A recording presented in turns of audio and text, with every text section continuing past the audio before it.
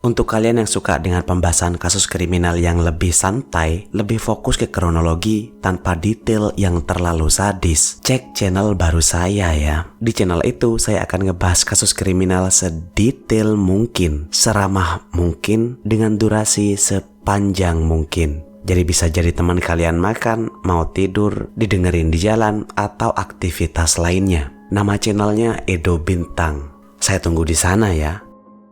Assalamualaikum bapak-bapak dan ibu-ibu karyo sekalian. Di sekitar Jalan Trans Papua, tepatnya di wilayah distrik Seradala, Kabupaten Yahukimo, Papua Pegunungan, suasana hening hutan berubah jadi lokasi tragedi setelah penembakan yang menewaskan warga sipil. Korban dalam peristiwa ini adalah 2 orang warga sipil, yaitu sepasang suami istri, sementara 1 korban perempuan lainnya masih dalam pencarian. Mendengar peristiwa tersebut, Kops TNI Habema bergerak cepat. Misi kemanusiaan segera disusun. Tugas mereka jelas, menembus medan sulit, menemukan korban, dan mengevakuasi jenazah agar dapat dibawa ke tempat yang layak sebelum diserahkan kepada pihak keluarga. Mengorganisasi misi di pedalaman Papua bukan hal mudah. Pangkops TNI Habema Maijen TNI Yuda Airlangga memimpin penyusunan rencana operasional dengan pembagian tugas yang teliti. Pasukan dibagi jadi 2 kelompok utama. 1 tim fokus pada evakuasi, sementara tim lainnya bertugas menjaga keamanan perimeter di sekitar lokasi. Evakuasi dilakukan dengan sangat hati-hati karena kondisi medan pegunungan, cuaca,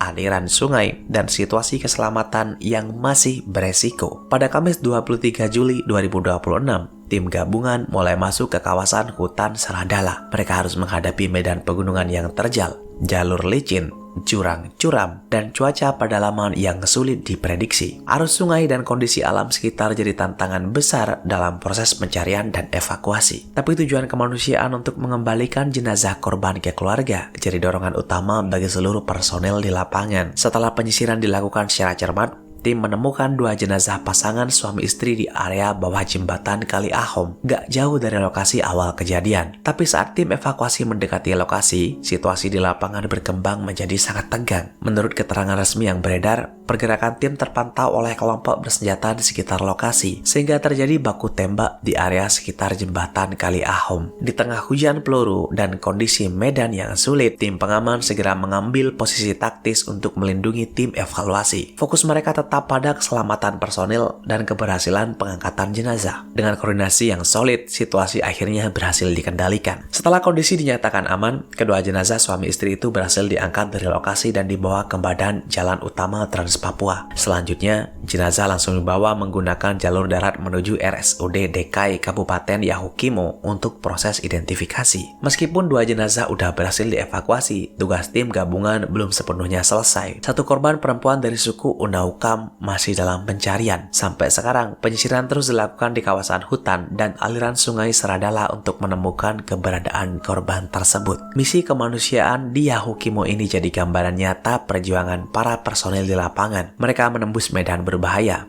bergerak di bawah tekanan, dan tetap menjaga tujuan utama untuk mengembalikan hak-hak kemanusiaan bagi para korban.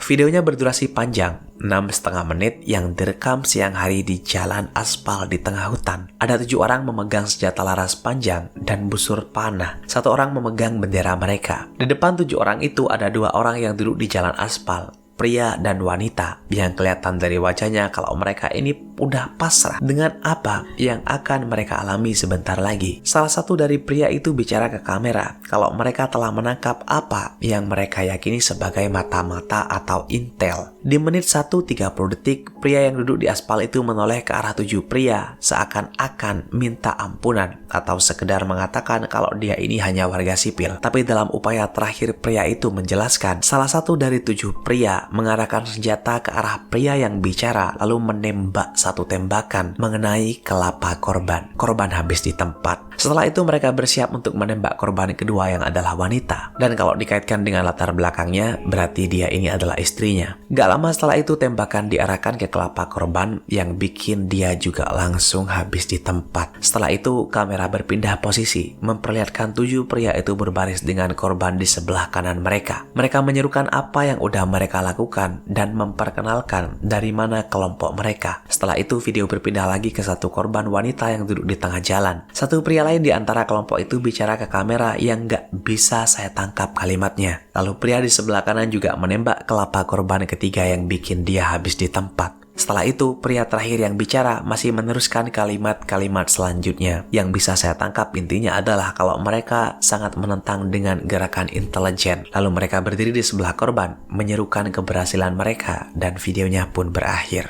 Baik, saya rasa cukup untuk pembahasan kali ini. Tetaplah aman, dan makasih udah nonton sampai akhir.